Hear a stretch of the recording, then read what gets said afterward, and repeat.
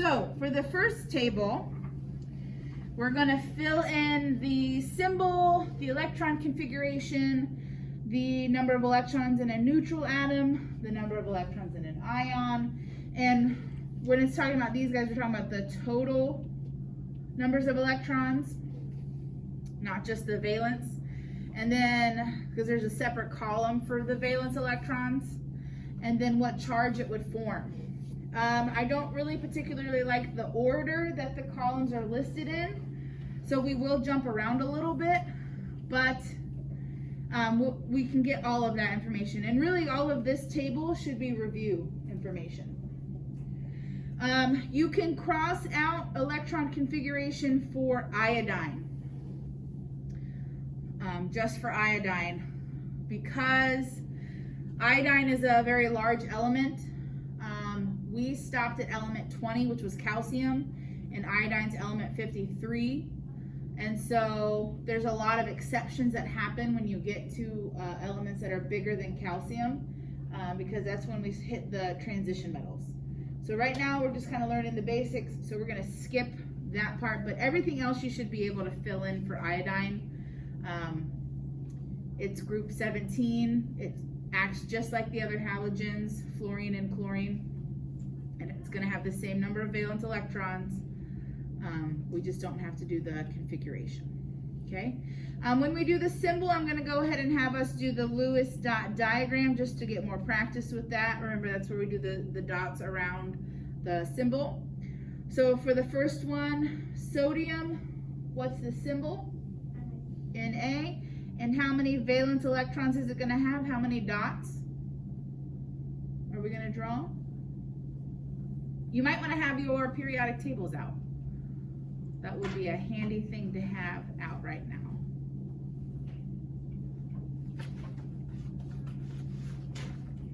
How many dots is sodium going to have? One. Very good. Okay, that's an easy one to squeeze in there. Okay, there is a column for valence electrons, so I'm going to go zoom out and find that and go and put a 1 there since we just said it. Okay. The number of electrons in a neutral atom. So in a neutral atom, remember that the protons and the electrons are the same. So that's going to be the same as the atomic number. So sodium, what is its atomic number? 11. Okay, 11.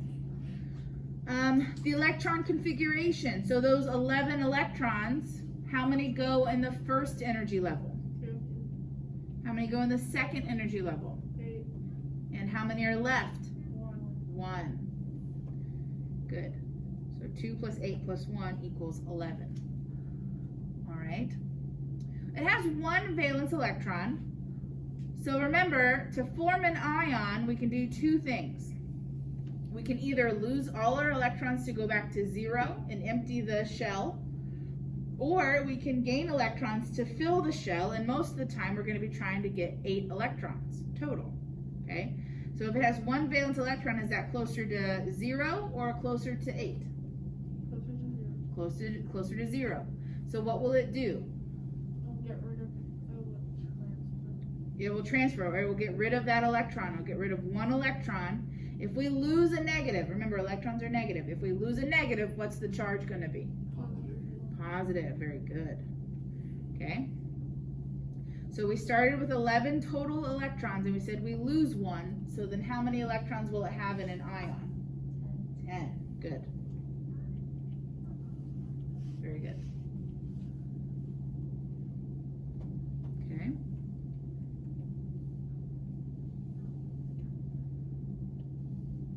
All right. Chlorine. What's the symbol? Cl. I zoomed in there because I'm going to squeeze in the dots too. If you want to draw it bigger, you can draw it bigger and then just use your scissors to shrink it down. How many dots? How many valence electrons? 7. So remember, when you draw the dots, you do 1 on each side. And then you can pair them up and you stop when you get to 7.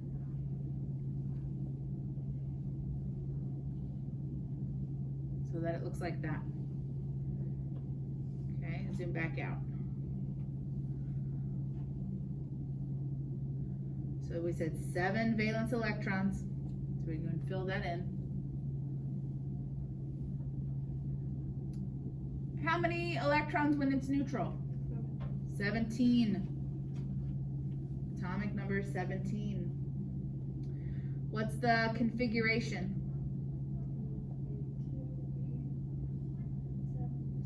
287. Remember, guys, on your configuration, that last number should also be the number that you have for the valence electrons. It should also be how many dots you have. Okay? This number right here. Oh, I wanted to highlight. Okay? So that number right there, that should be how many dots you're drawing, and that should be how many valence electrons you have. Right? Because that's the number of electrons in the outer shell. Okay, we have 7 valence electrons. What are we going to do? We're going to add 1, right? We're really close to 8. We're going to add an electron. Remember, electrons are negative. So if we add an electron, what would the charge be? Negative 1. Minus 1. Okay? If we add an electron, how many total electrons would we have then? 16. Not 16, because we're going to add an electron. 18. Good. Okay, just remember that electrons are negative, so that's why the charge is negative 1. Okay.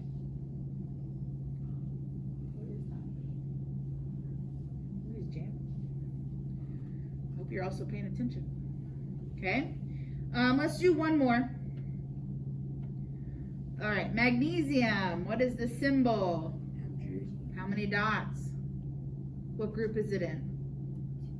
2. 2 dots. 2 dots, 2 valence electrons. You can go and put that over there. 2 in the valence electrons. What is the atomic number? How many electrons would it have in a neutral atom? 12, good.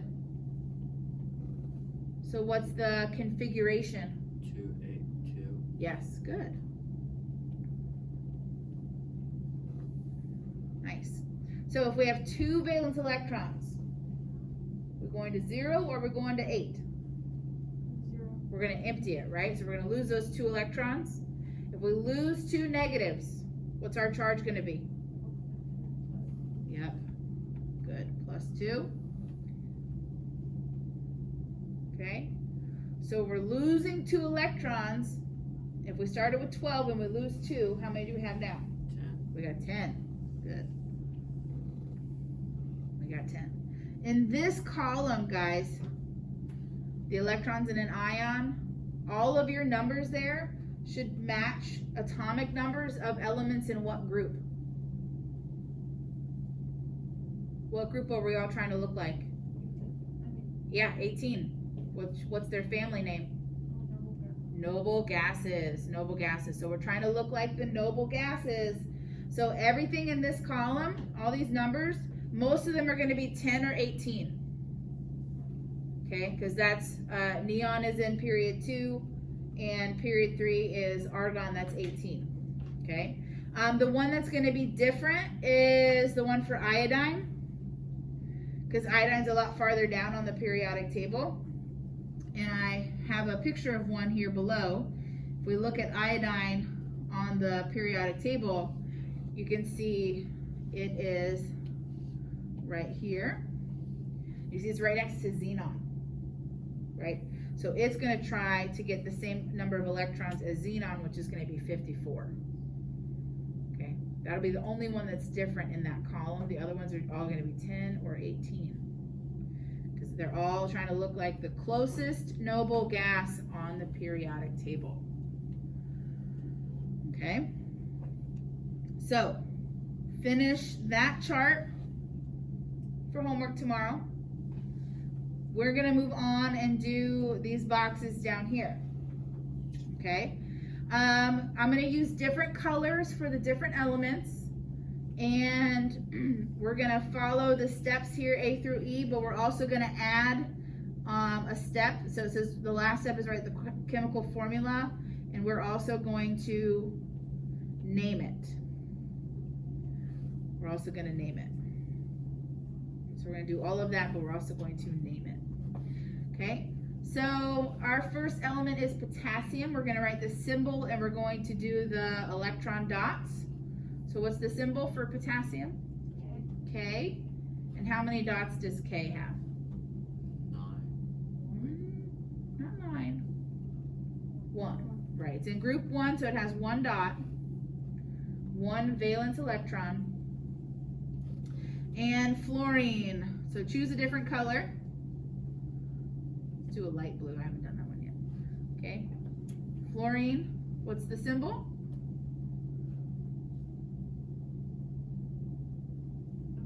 F. And how many dots? 1? We can't have more than 8. 7, yeah, it's in group 17, so 7. So if we have 7 dots, we're going to have 1 that is alone. 1 lonely guy right there. Okay? Let me ask you this. Can you see what's about to happen? Yes. What's going to happen? Potassium's going to transfer the last electrons to fluorine. Yes. So potassium has 1 electron. It's going to give it away. Fluorine needs 1 electron. I'm going to zoom in here. It has an empty space right there. Right? It's got room for 1 more electron. I like to draw a box on the empty space just so I don't miss any of them. And it helps me visualize like where exactly the electrons are going. So we're going to draw an arrow from that electron to the empty space. So potassium gives its electron to fluorine.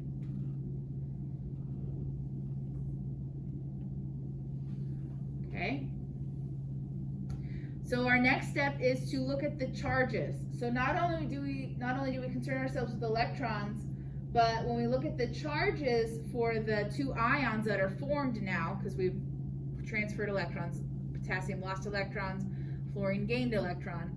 So they're forming charges, they're forming ions. When we compare the 2 charges together, we should see that the charges will cancel. The goal when we make an ionic bond is that the bond overall, even though it has a positive and a negative charge inside, the bond overall should be neutral. Okay? So potassium, when it loses an electron, what's the charge? It loses a negative. +1. So then fluorine gaining a negative is going to be -1, yeah. Okay, so if we add up our charges, +1, -1, what does that equal? 0. 0. So that's good. That's what we want to happen. We want the charge to be 0. Okay? So then the next step would be to write the formula. So when we do that, we just put the 2 symbols together. Okay, so we're going to put K and F. We just put them right next to each other. Make sure they're both capital because they're both elements. And I only have 1 element, or 1 atom of K and 1 atom of F, so I don't have any subscripts. We don't write subscripts if it's a 1. So it's just KF. And then what would the name be?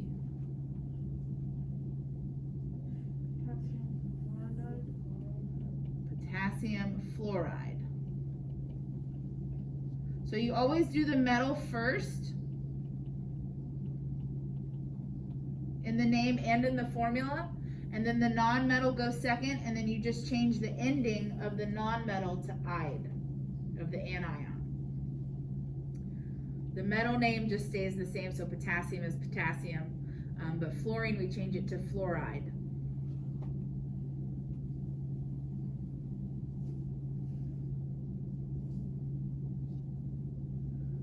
Okay? Scroll up, but leave that visible. Okay, so the next one is magnesium and iodine. So magnesium, what is the symbol and how many dots does it need? Mg. Yep.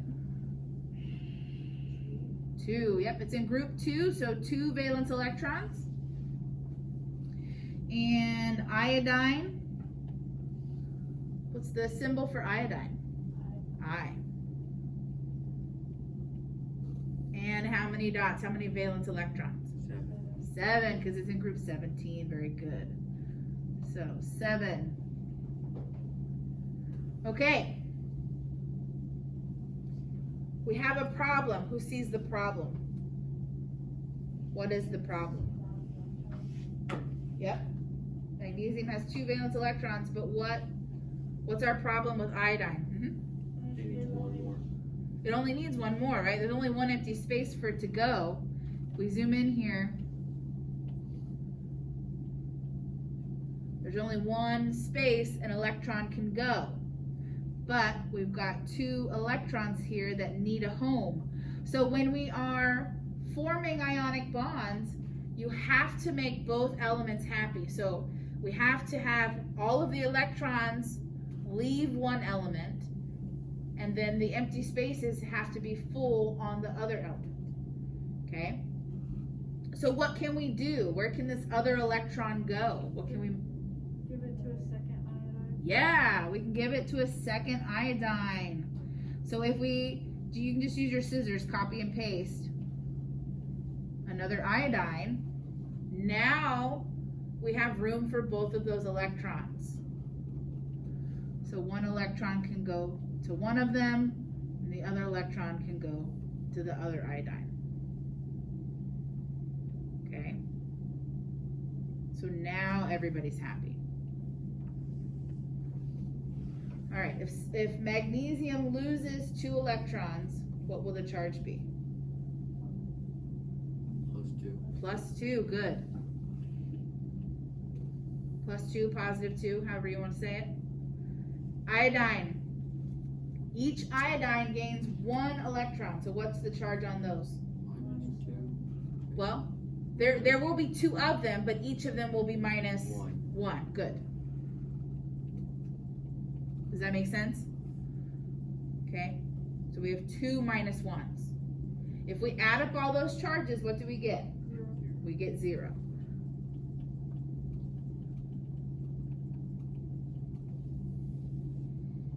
Okay, so adding up all the charges gives us 0. What would the formula be? Okay, think about this. What do we have 2 of? We have 2 iodines, right? Okay, so our subscripts always go immediately after the elements they're describing. So it wouldn't be Mg2I, it would be, yes, good, it would be Mgi2. Does that make sense? So it goes right after the element is describing. So we have 2 iodines, so that's where the 2 goes. It goes after the iodine. Okay? And then what would the name be? This name feels weird to say. Iodide, yep. Yep. Magnesium iodide. Change the ending to dyed. Okay? With the halogens, they all have an INE ending. Chlorine, fluorine, bromine, iodine. So it's pretty easy to change those endings. You just change the N to a D. So it becomes fluoride, chloride, bromide, iodide. So those ones are all pretty easy to change. Some of the weird ones are oxygen. You cut off like over half of the name. So oxygen just becomes oxide, right? Sulfur becomes sulfide. Phosphorus would become phosphide. And really it's just kind of like wherever it sounds the best. So it's not too much of a tongue twister. Okay? You guys good with that? Can I scroll? Anybody still writing that one? Is he good? Okay. Alright, so then we'll do one more. So sodium and oxygen. Sodium, what's the symbol? How many dots do we need? 1. Yeah. And what's the symbol? NA. Yeah. Good. So sodium, it's in group 1, 1 valence electron, 1 dot. And oxygen. 6. Yep. And what's the symbol? O. Now I just know how many dots, like what the dots look like, but again, you would do 1 on each side and then 2 more. Okay. So it looks like that. Who sees the problem here? What's our issue on this one? There's only one sodium. Right, there's only 1 sodium, there's only 1 electron, but oxygen needs how many more? 2. 2 more. So if we zoom in, Do you get other sodium? yes, exactly. So oxygen has those 2 spaces to fill, but sodium only has 1 electron. So exactly, we need another sodium. So just copy paste. Okay, and now we can make oxygen happy.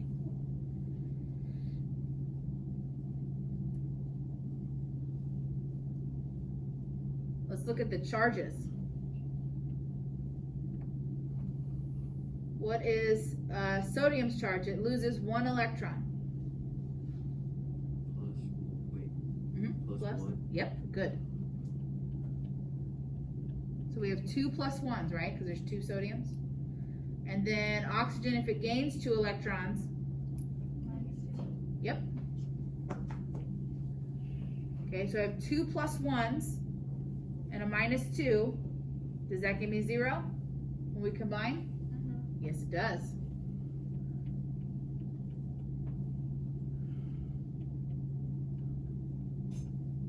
Right? And if you add those up and you get 0, then you know that you're doing it right.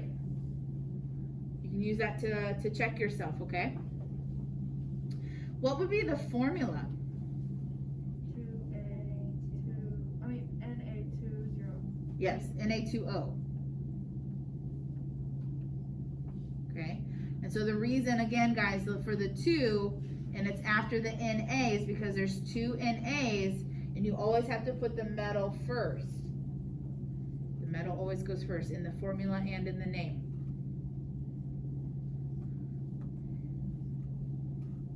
Okay? And there's no number on oxygen because we just have the 1 oxygen. And so for subscripts, if it's a 1, then we just don't write it. We leave it alone.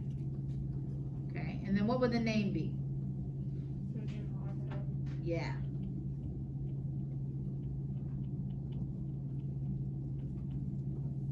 Nice. Okay, so that leaves you with 3 more to try, and then finishing the table at the top.